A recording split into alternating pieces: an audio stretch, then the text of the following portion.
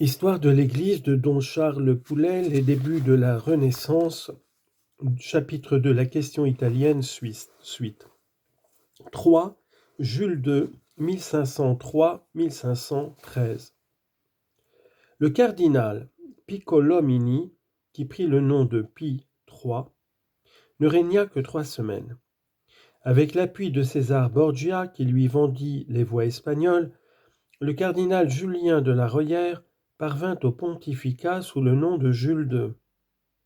Aussitôt, il fit expédier César en Espagne et travailla à reprendre aux Borgia leurs villes et châteaux. Bientôt, ce pape guerrier récupérait les 2 principales villes des États, Pérouse et Bologne, tyrannisées l'une par les Baglioni, l'autre par les Bentivogli.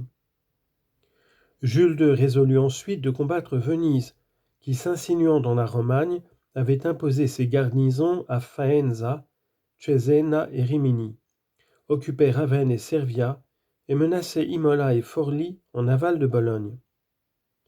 Par une politique patiente et habile, Jules II parvint à conclure avec l'empereur Maximilien, le roi de France Louis XII et Ferdinand le Catholique la Ligue de Cambrai. Venise excommuniée fut contrainte de céder lorsqu'elle eut été battue par Louis XII à Agnadel en 1509. Elle dut rendre au pape tous les territoires usurpés, notamment les places servant à la défense des frontières ecclésiastiques, Ravenne, Faenza, Rimini. Mais Jules II comprenait l'importance de Venise. Elle pouvait servir de sentinelle à la chrétienté contre le péril turc, à l'Italie contre toute invasion allemande ou française.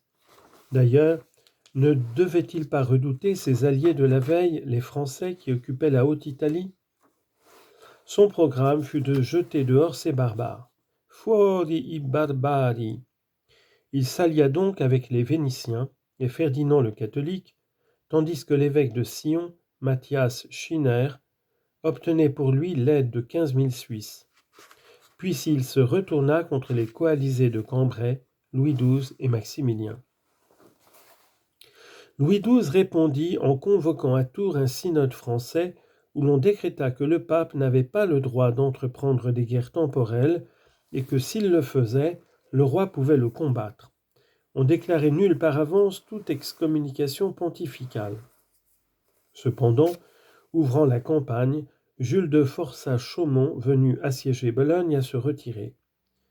Il s'empara de la Mirandole, où il entra le premier par la brèche, mais il dut bientôt rétrograder à l'approche de Trivulce et de Gaston de Foix, tandis que Bologne se soulevait. En même temps s'organisait une offensive religieuse. Les cardinaux du parti français soutenaient Louis XII et Maximilien, qui voulaient en appeler à un concile général. Ils s'appuyaient sur le décret Frequens de Constance qui réclamait la périodicité régulière des conciles. 15 mai 1511. Jules II, épuisé, rentra à Rome et faillit mourir. Cependant, il se remit. Le 5 octobre, il promulguait l'acte de la Sainte Ligue, dans laquelle entrèrent Ferdinand le Catholique, les Suisses, Venise et Henri III d'Angleterre.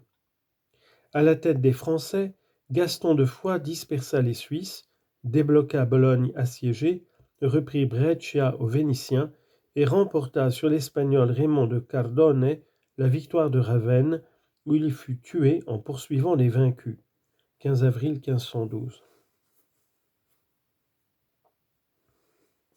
Les Français occupèrent toute la Romagne, mais Jules II sauva la situation par son opiniâtreté.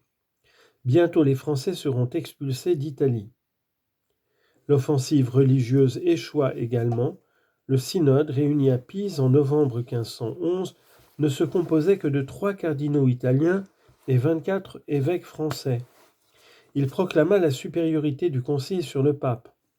À Milan, où fatigués des rixes entre Pisans et Français, les pères s'étaient transportés, on déposa Jules II, 10 jours après Ravenne. Mais dès le 3 mai, le pape répliquait en ouvrant le 18e concile œcuménique, 5e de Latran. Le général des Dominicains, Thomas de Viau, plus connu sous le nom de Cachetan, y prouva la supériorité du pape sur le concile. les pairs annulèrent les décisions des schismatiques. Entre la deuxième et la troisième session, les troupes françaises de Lapalisse et de Trivulus durent battre en retraite. Les prélats schismatiques n'eurent qu'à les suivre. Jules II, vainqueur, détacha du duché de Milan Parme et Modène pour couvrir les frontières pontificales. Il mourut le 20 février 1513, alors qu'il se préparait à chasser de la péninsule d'autres barbares, les Espagnols, ses anciens alliés. Sans doute avec ce pape cuirassé, semble-t-on assister à une sécularisation aiguë de la fonction pontificale. Il n'en reste pas moins que Jules II avait sauvé l'état de l'Église. Désormais, en dépit des retours de fortune, les papes seront maîtres à Rome. Il fut un temps, écrivait Machiavel, où le moindre baron se croyait le droit de mépriser la puissance du pape. Aujourd'hui, elle commande le respect à un roi de France. 4. Léon X, 1513-1521, le Concordat de Bologne. Le cardinal Jean de Médicis, fils de Laurent le Magnifique, fut élu pape à 37 ans et prit le nom de Léon X, 1513-1521. Louis XII, ayant négocié à Blois une alliance avec Venise, le pape conclut avec l'Empire, l'Angleterre et l'Espagne la contre-ligue de Malines. Après que La Trémoille eut été vaincu à Novare par les Suisses à la solde du pape, Louis XII fit la paix avec Léon X. Il déclara dissout enfin le concile schismatique réfugié à Lyon. La réconciliation fut compromise lorsque François Ier, le nouveau roi de France, voulut reprendre le Milanais. Léon X esquissa une nouvelle ligue dans laquelle entrèrent l'Espagne, l'Empire, les Suisses, Milan et Florence. Mais les troupes suisses commandées par le cardinal Mathias Schinner furent vaincues par François Ier à Marignan. Léon X se rendit à Bologne, où il rencontra le roi de France. Au point de vue politique, il y signa un traité d'après lequel il restituait à François Ier Parme et Plaisance, jadis érigées en principauté indépendante, pour son frère Julien de Médicis. Mais l'équilibre italien n'en fut pas moins sauvegardé. Au point de vue religieux, il négocia le concordat de Bologne qui annulait la pragmatique sanction, tandis que celle-ci n'avait été qu'une sorte de constitution civile du clergé inspirée des idées bâloises. L'entente de Bologne était un véritable concordat, autrement dit, un traité synallagmatique entre Léon X et François Ier. La part du roi et du pape dans la collation des bénéfices se trouvait nettement délimitée. L'élection était supprimée.